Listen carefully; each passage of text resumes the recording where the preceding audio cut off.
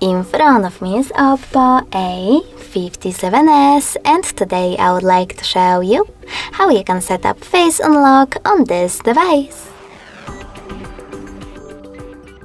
First of all, go into settings.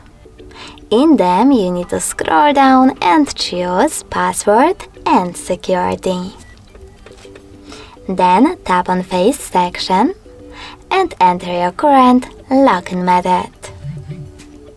Finally, click on continue after reading the disclaimer. Keep your face in frame and follow all of the instructions presented on your screen. Now you can adjust all of those face unlock settings however you wish to by tapping on the switchers next to them, and when you're ready, click on home button. Now when I switch off my screen, then turn it back on, I can see that face unlock is working properly.